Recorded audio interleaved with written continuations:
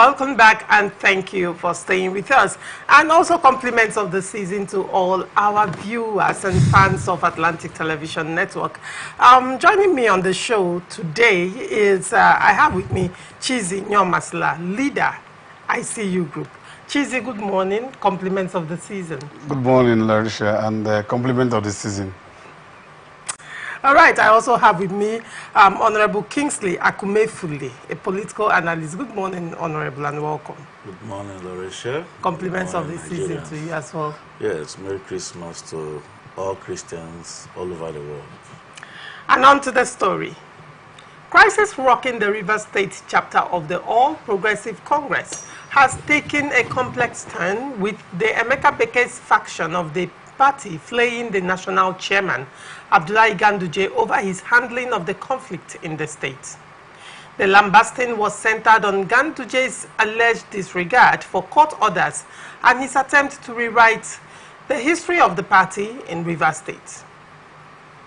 At the heart of the crisis is a judgment delivered by Honorable Justice Sika Aprioku of the State High Court on August 12, 2024, in favor of all elected officers of the party in the state. The judgment restrained Ganduje from dissolving the party's executives in Rivers State. The party, in a press briefing in Port Harcourt on Monday, noted that despite the judgment, Ganduje's National Working Committee has continued to recognize and inaugurated another state executive committee, a move that has been described as contemptuous of courts. Muju argued that Ganduje's actions are not only undemocratic but also unconstitutional, citing Section 46 of the 1999 Constitution as amended. In addition, Muju pointed out that another court presided over by Justice Goswell Obamanu has nullified the Congresses, a development that has further complicated the crisis. The APC spokesperson expressed concern over the fate of the party given Ganduje's leadership style and called on Nigerians to take note of the complexities of the court issues cited in the crisis. I'll start with you, Honorable Akumefule. Yes. What do you make of this story? First and foremost, Muju is my friend and brother. He's a very intelligent young man. But you know, politics has a way of narrowing people's perception. Because of his interest as it is today, you know, he would want to talk in favor of where he believes. The truth is, in politics, whenever you see people do two things, you know they are failing. Number one, when people begin to cast aspersions and accuse leadership, that group is failing. When a group is doing demonstration, you see them on the road carrying placards doing demonstration, they are failing. You know, so you don't blame Muju for whatever he says. Because you cannot tell me that a leadership of a party like the All Progressives Congress, the party that is in power at the center, are telling me that you have lost confidence in the leadership and you begin to accuse the chairman, the national chairman, and all that. Party has always been supreme. And I've said it here over and over that there has been Supreme Court judgments that have affirmed that the party is supreme. And so whatever the party says is final. It doesn't matter what anybody says. The moment the party leadership from up takes a decision about party, that thing they say stands sure. And so in this case of APC, the national chairman is not alone. We have the National Working Committee, we have the NEC, and everything that the national chairman has done has been approved by the NEC and the NWC. And so if there was an election in Rivers State, a Congress, that brought about a Tony Okocha and his leadership, I think that Emeka Beke should obey that party decision. Was the Congress in line with court, because there was an injunction, there was a court order stopping that Congress from happening, but yet APC went ahead.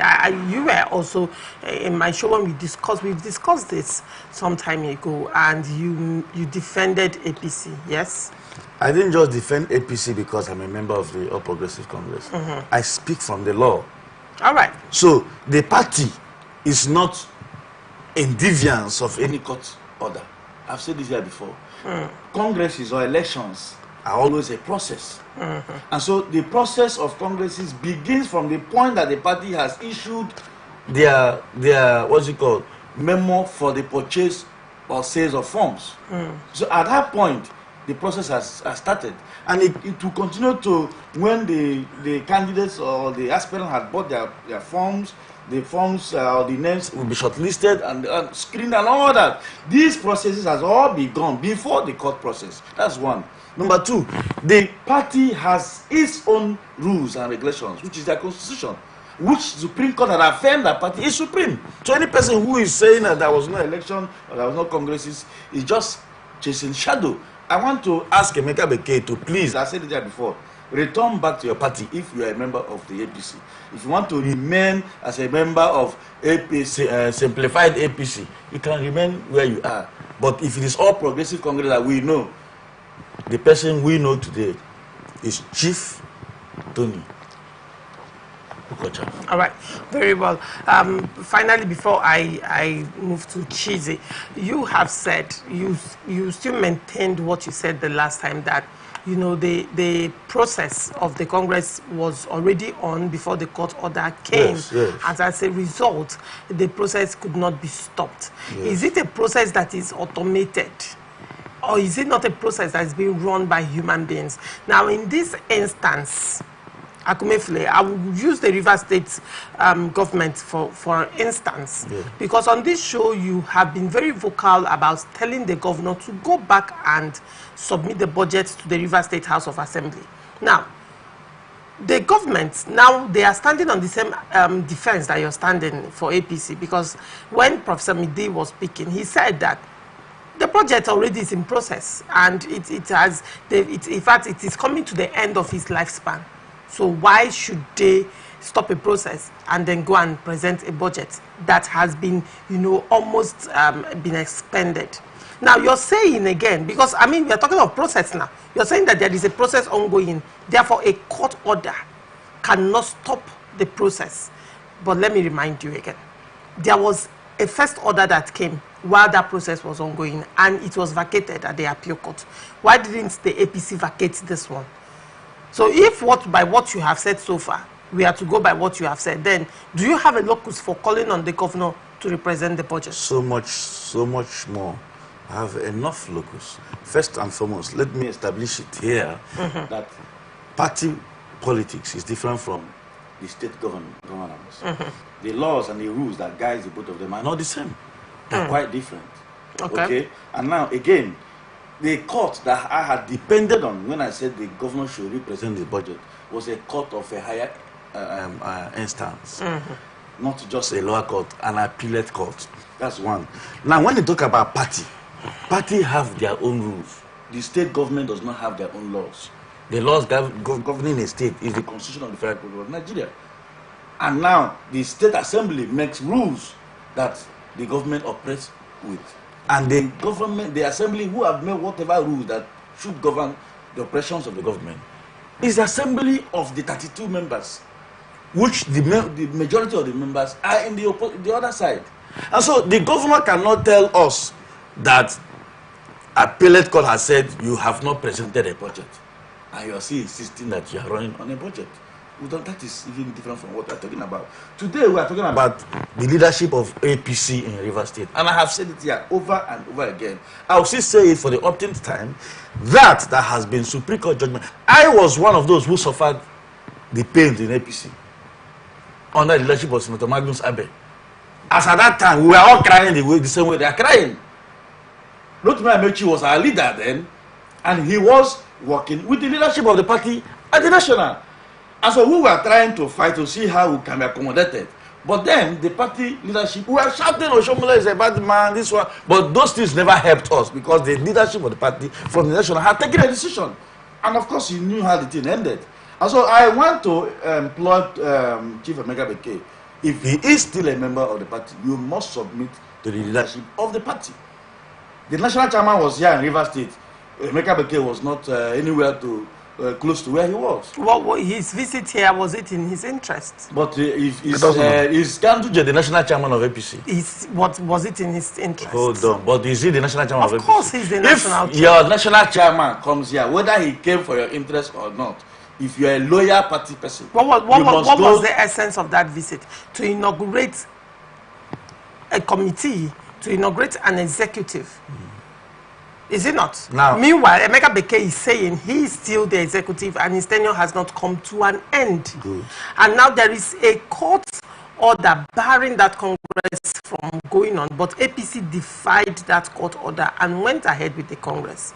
Anyway, we'll still come back to that, some of the things you have raised. I'm not done with this conversation, but let me come to Chizzy. Chizzy, you know, when this Congress held, and when I was reading the story, incidentally, your name was mentioned among the APC stakeholders that participated in that Congress. Your name was mentioned, Chizzy. Chizzy, and I asked you, was that Congress not in contempt of court? So I'm still going to ask you this question again now, because the Congress has been annulled by a court and it's based on contempt. Okay. Go ahead. Well, let me say this. Okay? Let me come again to greet Nigeria to say Merry Christmas.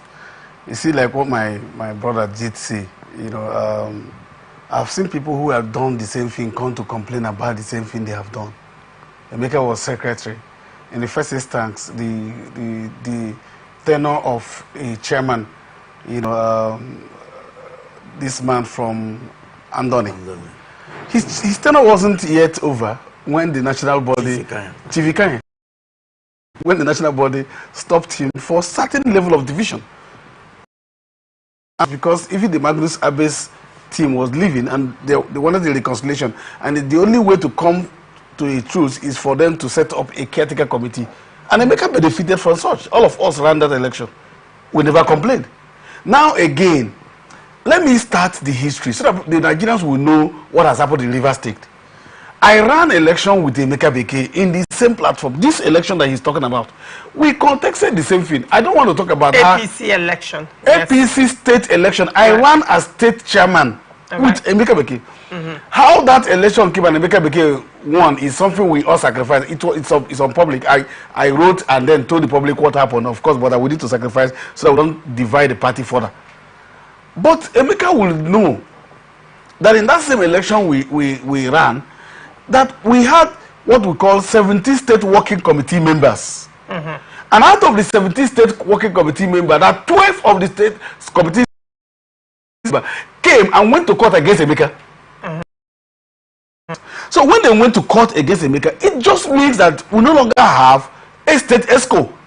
They impeached him and said that they expelled him, went to court against him, and the court granted them. So Emeka talking here, talking as what? In the first instance, if there was anybody who would be talking about it, it wouldn't be Emeka, because he's been expelled by those 12 people. And in the constitution of the party, in the first instance, every unit, the state working committee, the local government working committee, can sit down and expel their or remove somebody from office if they have the vote of the two-thirds. And if you look at 17 and 12, I mean, what is a two-thirds of 17 and 12? So they made that two-thirds, and the court in this high court still granted them that. So it was in that instance that the national body came and said, okay, instead of just doing it, let us now have a caretaker. And they had a caretaker. And on July 11th, the national body announced... July 11th, one year? 2024. Go ahead. They announced an election to be held in that July, right? To court, to say a state of execution. And now, let me tell you, has this lifetime. People should understand that. But it must be vacated, isn't it? That's what I'm saying. It also, assuming that it's not even vacated, it has lifespan. It cannot. It doesn't stay forever.